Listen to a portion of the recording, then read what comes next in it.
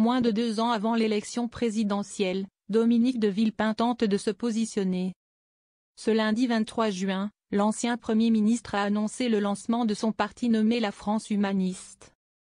J'ai décidé de créer un mouvement d'idées, de citoyens, à travers la création d'un parti politique, a-t-il déclaré dans une interview aux Parisiens.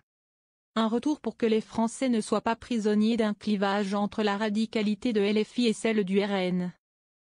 Ministre de l'Intérieur en 2004 et 2005, Dominique de Villepin n'a d'ailleurs pas mâché ses mots à l'égard de Bruno Retailleau et de sa gestion de la crise diplomatique entre la France et l'Algérie. Selon lui, l'actuel chef de Beauvau devrait s'atteler à la responsabilité qui est la sienne, qui est la sécurité des Français et de renvoyer les OQTF qui présentent un danger, appelant à plus de professionnalisme et de moins de surenchère sur les plateaux télé. Sur LCI, Bruno Retailleau a par la suite été interrogé sur Dominique de Villepin, qu'il connaît très peu, bien qu'ils proviennent tous les deux de l'Imp.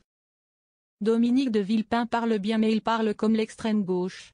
Comme M. Mélenchon, accuse le ministre. Avant de reprendre, cette pseudo-droite qui parle comme la gauche et comme l'extrême gauche, je la combats. Cette droite-là nous a beaucoup abîmés depuis des années. Même constat pour le professeur d'histoire et chroniqueur sur CNU, Kevin Bossuet, qui estime que Dominique de Villepin se prétend de droite mais parle comme LFI. Il se dit démocrate mais combat Israël qui est la seule démocratie au Proche-Orient.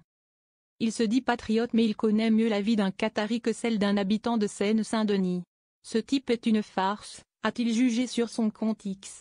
Le journaliste du Figaro Paul Sugy a également raillé la création du parti de Dominique de Villepin. C'est vrai que ça court les rues. Des politiques qui lancent un parti en promettant de faire de la petite poloche, de ne rien changer, de se tourner vers le passé et qui par ailleurs assurent qu'ils ne sont là que pour leur petite gloriole. Point.